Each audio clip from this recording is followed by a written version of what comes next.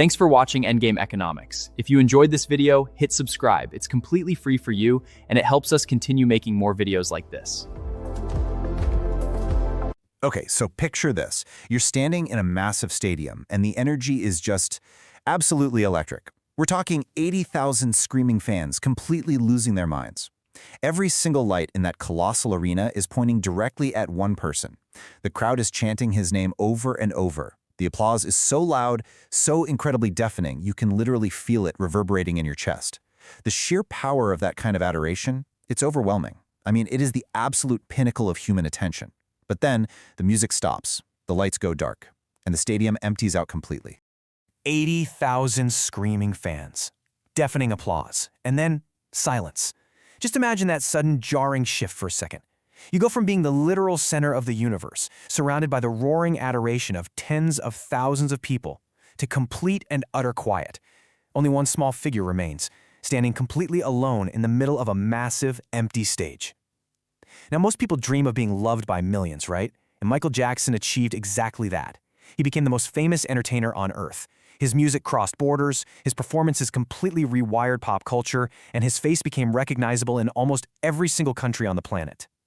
Yet behind all of that applause, behind the record-breaking sales and the glittering costumes, was a guy who often described feeling profoundly, deeply alone. And honestly, that forces us to confront this really baffling paradox. How on earth can someone admired by the entire world still struggle with loneliness? It feels totally contradictory, doesn't it? We just naturally assume that being surrounded by people who love you, people who scream your name and buy millions of your albums, automatically equals genuine companionship. But what we're going to unpack in this explainer is how global fame creates a very specific, very isolating type of existence. How does a face recognized everywhere somehow mask such profound isolation? Well, it's probably because fame gives people your attention, but it definitely doesn't always give them your understanding. We all know that extraordinary success demands extraordinary sacrifice. And Michael Jackson's incredible career started when most kids were still just figuring out how to tie their shoes.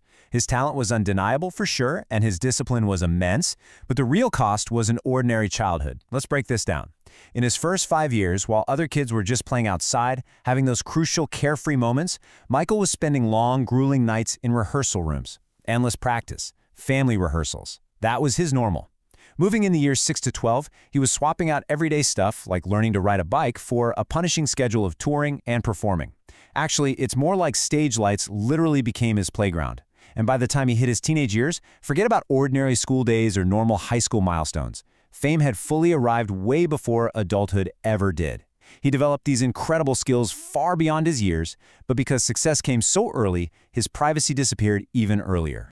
The thing is, fame creates this incredibly powerful illusion. To the public, the image grows larger than life, way larger than the actual human being behind it. His face was recognized globally, and millions of people felt deeply emotionally connected to him. But behind that mirage is a really stark reality: no genuine companionship and a constant feeling of being completely misunderstood. The more famous he got, the harder it became for the public to separate the artist from the person. Millions genuinely believed they knew Michael Jackson, but very, very few actually did. Because global fame creates this really strange dynamic. People recognize your face in a split second, but recognition is absolutely not the same thing as being understood. Which brings us to a day-to-day reality that is incredibly tense and claustrophobic. As his fame reached these astronomical heights, every single appearance became international news. Every decision was a massive public debate. A rumor could spread across the globe in a literal instant. Imagine not being able to just step out your front door to grab a cup of coffee without coordinating a tactical security team.